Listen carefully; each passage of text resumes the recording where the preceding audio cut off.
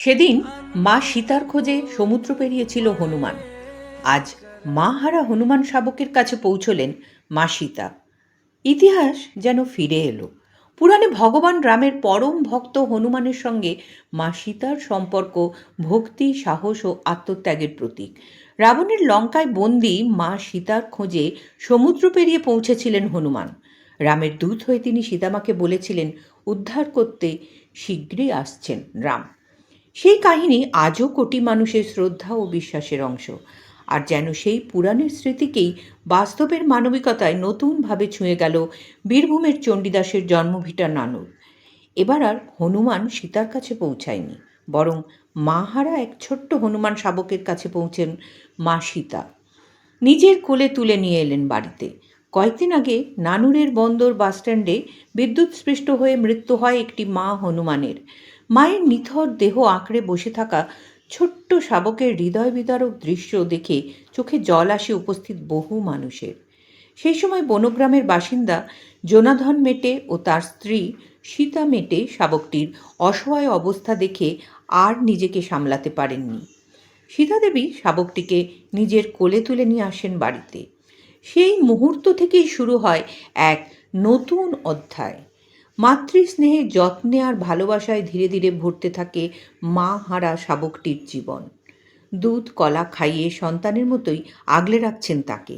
কখনো সীতার কোলে মাথা রেখে নিশ্চিন্তে ঘুমিয়ে পড়ছে শাবকটি, কখনো আবার বাড়ির উঠোন জুড়ে দৌড়ে বেড়াচ্ছে, খেলায় মেতে উঠছে। অল্প কয়েকদিনের মধ্যেই গড়ে উঠেছে এক গভীর মায়ার বন্ধন, যেখানে রক্তের সম্পর্ক নেই, আছে শুধু নিঃস্বার্থ ভালোবাসা। পরিবারের পক্ষ থেকে জানানো হয়েছে বন দপ্তর যোগাযোগ করলে নিয়ম মেনেই শাবকটিকে তাদের হাতে তুলে দেওয়া হবে। তবে সেই প্রসঙ্গ উঠতেই আবেগাপ্লুত হয়ে পড়েন সীতাদেবী। তার কথায়, মায়ের মতোই আগলে রেখেছি ওকে, ছেড়ে দিতে খুব কষ্ট হবে, তবুও আইন যা বলবে সেটাই মানব। বন দপ্তর সূত্রে জানা গিয়েছে, নিয়ম অনুযায়ী শাবকটিকে উদ্ধার করে যথাযথ পরিচর্যা ও পুনর্বাসনের ব্যবস্থা করা হবে, যাতে ভবিষ্যতে তাকে নিরাপদ পরিবেশে ফিরিয়ে দেওয়া যায়। পুরাণের কাহিনীর সঙ্গে এই ঘটনার কোনো প্রত্যক্ষ সম্পর্ক নেই, তবু নামের এই অদ্ভুত মিল, এক অসহায় মাহারা শাবকের প্রতি এক নারীর নিঃস্বার্থ মাতৃস্নেহ আর মানবিকতার এই বিরল ছবি যেন অনায়াসেই ফিরিয়ে আনে সেই চিরন্তন সীতা হনুমানের স্মৃতিকে। সময় বদলেছে প্রেক্ষাপট, কিন্তু মায়া, মমতা আর মাতৃত্বের ভাষা আজও একই রয়ে গেছে। হয়তো এ কেবলই একটি কাকতালীয় ঘটনা, তবুও এই দৃশ্য দেখে অনেকের মনেই একটা অনুভূতি জেগে উঠছে।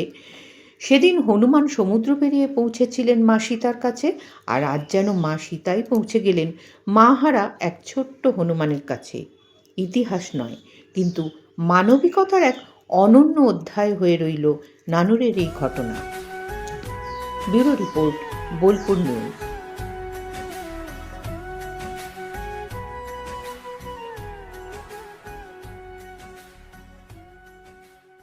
পরিবারটা জনের নানুর থেকে যে বাচ্চাটা নিয়ে এসছে, তা যদি না তাই 3-4 দিনকার ঘটনা হলো, ও অবশ্যই অনুর বাচ্চাটা মারা যেত। কিন্তু কোনো গ্রামবাসী সীতা মেটে খুব ময়াশীল পশুর প্রতি, যাই হোক এই জন্য নিয়ে এসছে। আর ও খুব যত্ন সহকারে, আমরা দেখছি তো, আমরা প্রতিবেশী পাড়ার ছেলে খুব যত্ন সহকারে ওকে মানুষ করছে। তা আমি তখন দেখছি ওর মানে বুকের উপরে চেপে মানে দুধ খাচ্ছে, দিয়ে তখনই আমার ওখানে কান্না চলে এলো যে ছানাটা কি অবস্থা, মাটা তো মরে গিয়েছে, দিয়ে তার খুব ভালো আছে। কি খাওয়া দাওয়া করেছে? ওই কলা খাচ্ছে, আলু, তারপরে ওই রুটি, এসব করে যা পেয়েছে এখন খেয়েছি। কলাটাই বেশি ভাগ খাচ্ছি। আমি তো তারা তো ধরা দেয় না, কিন্তু আমার খুব মায়া লাগে ওদিকে।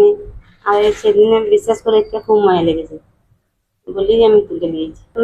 তা সে মাকে ছাড়ছে না, আসতে খুব কষ্ট হচ্ছে। তা আসার সময় মানে ছেলের মতন এসছে, কোনো জ্বালাতন করে না, কিছু না। তারপরে নিয়ে এলাম, দিয়ে প্রথম দিনে একটু চেঁচাইছিল, খুব চেঁচাইছিল। দিয়ে আমি তাহলে দিলাম কি খাবে, তো মায়ের দুধ খাওয়া দিয়ে এত বড় হয় না, আলু দিতে পারছি না। দিয়ে এসে গায়ে দইলো, মায়ের বসে ভরলাম, ভরে খাইলাম, খেলো, খেয়ে আমার কোলেই ঘুমইলো, 9টা পর্যন্ত ঘুমইলো। তারপরে আমি 6 দিলাম। আমার দেবার ইচ্ছা না। তা বেশ, যদিও নেয় মানুষ হয়ে যাক আমার কাছে, হ্যাঁ তারপরে যেদিন নিয়ে আইতে নিয়ে যাবে। মানে মানুষ আমরা না নিয়ে আসলে ও তো মারাই যেত, কেউ নিত কি নিত না জানি না। তো আমাদের গিন্নির খুব দুঃখ লেগেছিল বলে নিয়ে এসছে।